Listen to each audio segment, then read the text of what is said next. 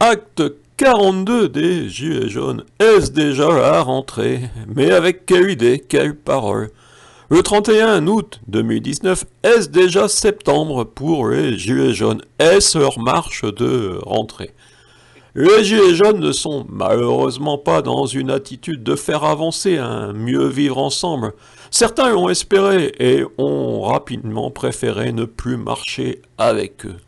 Mais ces gilets jaunes sont les seuls à avoir réussi à passer un bras dans le blocage français. Alors, même si on considère leurs actions négatives, on accorde notre attention en essayant d'impulser un peu de souci réel de respect des autres et du futur, de non-violence, de non-colère. Certes, comme dans la plupart des mouvements sans leader naturel, les leaders des Gilets jaunes ont été choisis par les médias, car ils sont des bons clients au sens médiatique du terme, et ne développent pas une pensée capable de rassembler plus de quelques miettes dans les élections.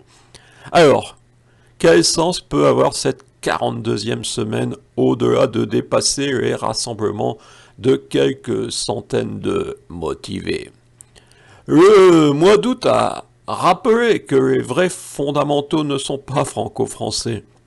De la déforestation rapide via l'incendie en Amazonie, mais pas seulement, aux missiles à propulsion nucléaire russe, dont la capacité de déjouer tous les systèmes d'interception ne semble plus qu'à quelques mises au point.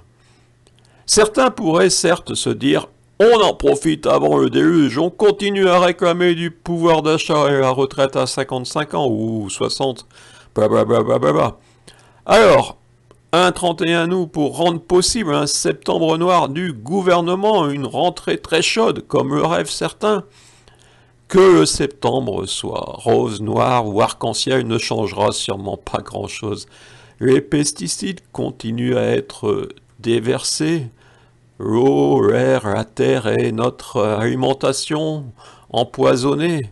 Et le cancer va résoudre à sa manière la question des retraites.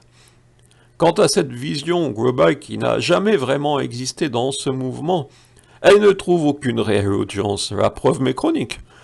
Tandis qu'on revient aux revendications catégorielles, socio-professionnelles, le monde médical étant sûrement celui qu'il conviendrait de considérer rapidement un peu mieux.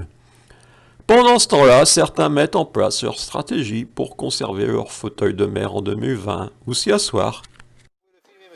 L'attention des gens. Ouais, Le respect des autres, vous voyez, tout à l'heure on a parlé des respects. Ça me va bien, non, les filles.